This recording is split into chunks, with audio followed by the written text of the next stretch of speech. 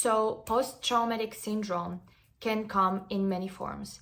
And it is very important to talk about this because PTSD is something that, can happen to you anytime during your life, at any phase, regardless if you're a boy or a girl, regardless of where you are, what you do, etc. Because this is something that happens when you go through something traumatic. This happens when you say something that burns an image in your mind. So this is why it's very, very, very important to talk about it. And this is why I decided that for this week's coffee chat, I'm going to be talking about how you can get over your PTSD with 5 simple tips.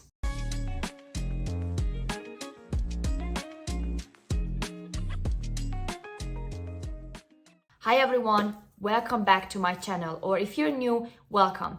Before we start, do not forget to subscribe to this channel if you don't want to miss out on any coffee chats. And if you have any topics that you want to talk about, please let me know in the comment section below. Okay, so grab your coffee and get ready to chat about PTSD. So the first thing that I usually do, because I had some of these things that I just couldn't get over because of a traumatic event or because someone said something to me and it just burned a hole in my head, was that I expose myself to it. So the more you expose yourself to a traumatic event or a place or a thing or a person, the quicker you can get over it. Because imagine that, for example, I had an ex, and after we broke up, everything I saw reminded me of him. And the thing is, you cannot sit in your room for like 4 or 5 years. You have to get out. So what I did is that every time I went out and I saw, a sport that reminded me of him, a food or anything else, I just went with it. And I got over that thing way quicker than if I stayed in my room for like 4 or 5 months or years, because I was like, you know what, I'm just gonna get exposed to it. And I got exposed to it and I was fine with it. I didn't think, of course, at the beginning it was insanely hard because I went there and I was like, oh my gosh, this reminds me of him. But after a while I was like, you know what, I really don't care. Like, I see that, okay, because I got used to it.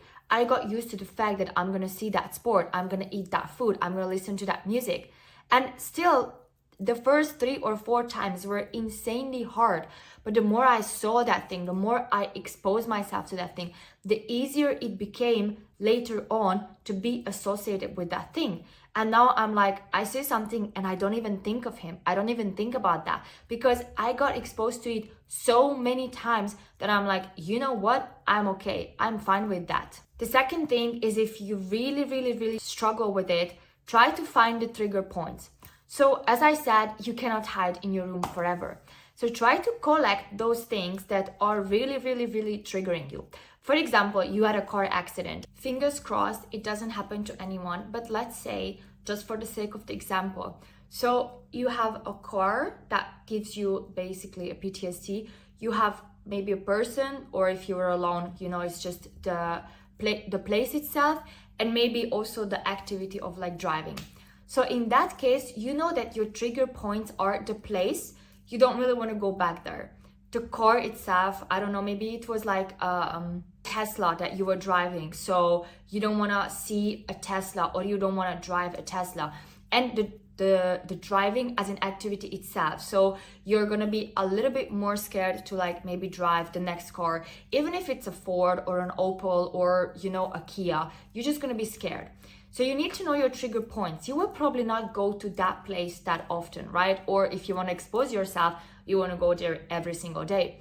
You don't like to see a Tesla, so you are not likely to go, I don't know, maybe to America, or you don't want to go to, like a Tesla dealer shop, or you just don't want to drive at all, which is not good because at one point you have to drive again. At one point you will see a Tesla, and depends on the place. Maybe at one point you have to go back, if it was for school or for holiday.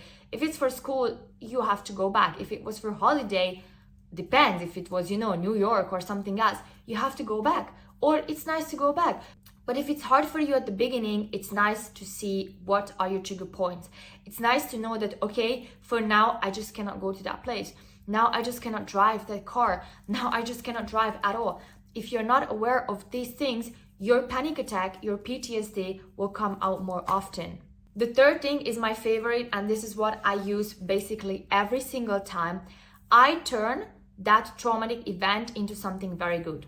So let's go back to the car example, because that's the easiest for me to explain. So for example, you have the place. Okay, so if I have a car accident in a place, and God, I hope I never have a car accident, I will go back to that given place and say, you know what? Let's walk here. Let's get a coffee. Let's get food. Something. So the next time I come here, I will not think about the car accident, but I will think about the amazing food I had with my boyfriend, or the best coffee I get because it was a cute place, or I'm just going to walk there with my boyfriend or with my friends and make something good out of it. Or a Tesla. Okay, so you see a Tesla and you think to yourself, oh my gosh, I'm so scared, I don't want to do it. Okay, fine, that's fully okay, because it's a traumatic event that happened to you.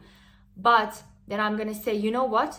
I'm going to drive this Tesla anywhere else. Make good memories. I'm going to drive this Tesla when the sun is going down. So I'm going to look outside and I'm going to be like, wow, that's amazing. I'm going to stop the car and I'm going to look out and I'm like, I'm sitting in a Tesla watching the sun go down.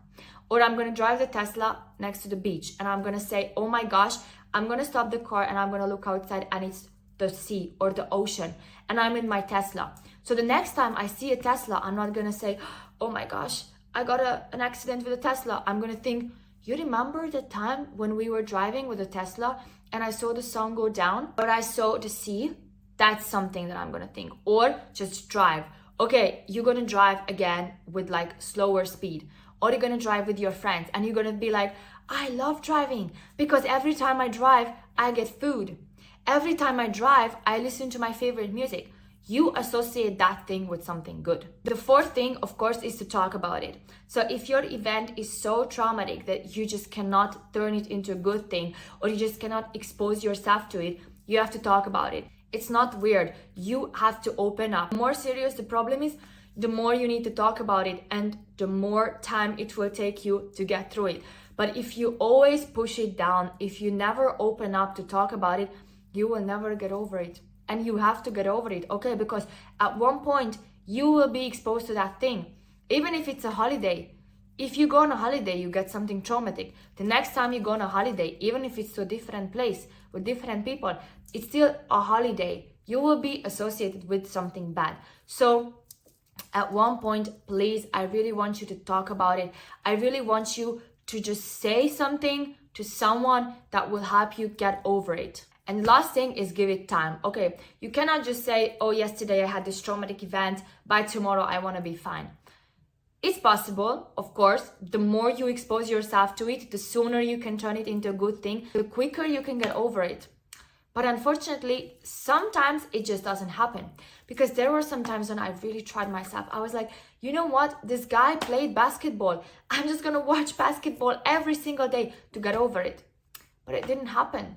You know, or this guy was from a different country and I was like, you know what, I'm just going to talk to people, I'm just going to watch shows in that country, and it didn't help. After 5 months, I was still crying. And it's okay, because sometimes your mind, your body is just not ready to move on. In those moments, you have to say, stop, we need to give it time. We need to trust time. And this is where you have to just give it time, and you have to distract yourself, and you have to be okay with crying sometimes. You have to be okay with being in your emotions and having rougher days, but that's okay. You have to give it time.